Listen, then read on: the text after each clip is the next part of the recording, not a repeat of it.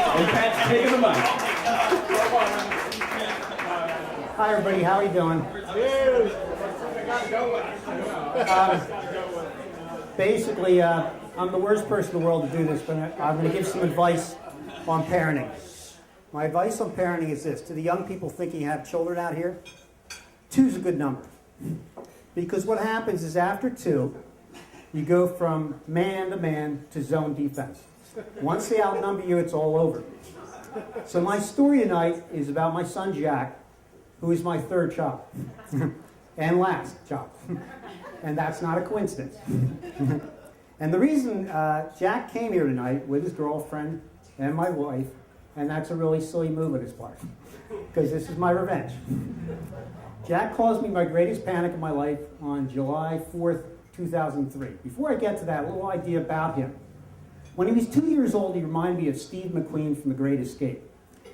Because Steve McQueen would be like jumping over fences, being chased by the Nazis, and they'd catch him, and no matter what happened, he had this look on his face, like, you can't catch me, and he's this smirk, like, you can't hold me in custody, which is great for an action hero, but not for a 2-year-old.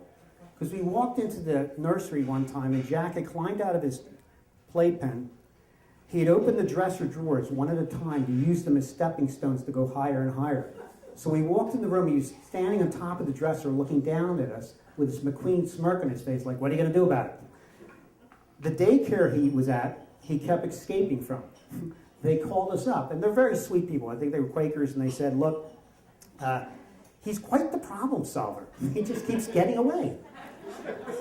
Between the ages of 2 and 6 years old, I was at the emergency room at least 5 separate times because Jack either jumped off something, ran into something, or just reached under the sink and said, here, I'll try this, and drank it down. And people would say to my wife, why don't you childproof the house? And she said, you try to childproof the house.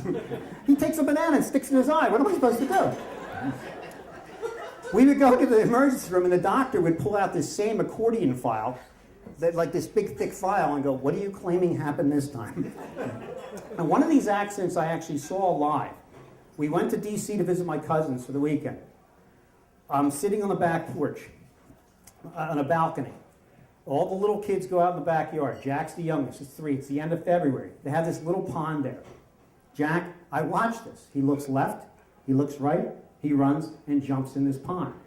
Doesn't know how to swim. It's freezing cold. The water's disgusting. I have to jump over the railing, run in, and fish him out. Now, a little background. When he was born, I was 42. I had a full head of black hair. By age 6, I looked like this. That takes us to July 4th, 2003. I get antsy on July 4th. We used to all get together as a family at the beach. So I drive my family crazy because I want to go to the beach. My wife said, that's nuts. The traffic's horrible. I'm not going. So that day, my wife stayed home. I took the 3 kids to the beach, 10, 7, and 6 years old. Horrible traffic. Get to the beach. It's a madhouse. We're running around. We're having a great time. I'm chasing them around the beach. But I keep looking at the ocean, and there are these beautiful waves coming in one after another. I love to body surf. And eventually I build a sandcastle by the water's edge, and the 3 of them are playing in the sandcastle. And I say to Jack's sister, Sammy, can you watch Jack for a second? And I say to Jack, can you stay still? By the way, for young people, this is horrible parenting. Just horrible, horrible parenting. I said, I just want to have one wave. I go out, catch one wave. I come in. I say to Sammy, where's Jack? She goes, huh? Sammy's now in her 20s. She babysits, so if anybody, she's available. Reasonable rates.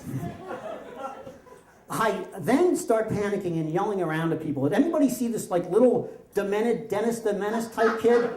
Anybody see him? And somebody says, he went that way.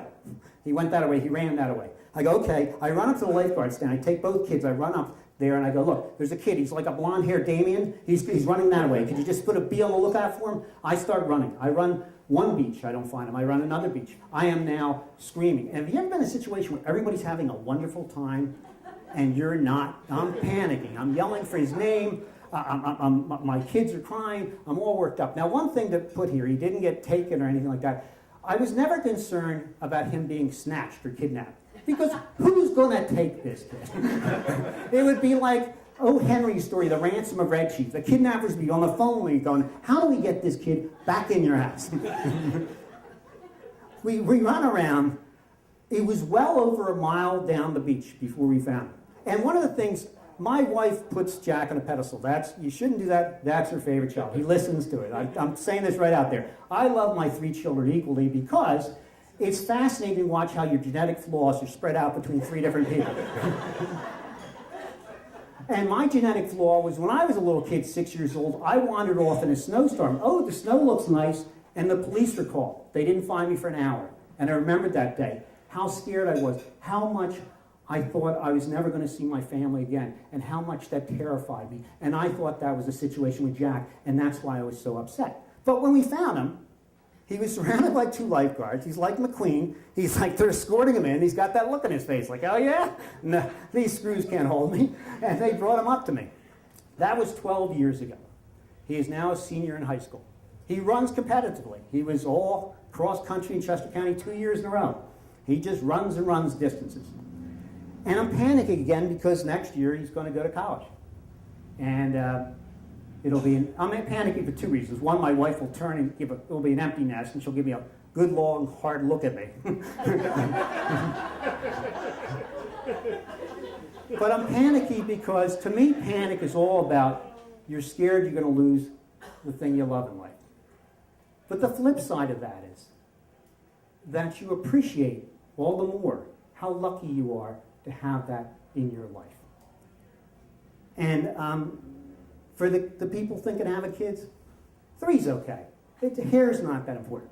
Thanks.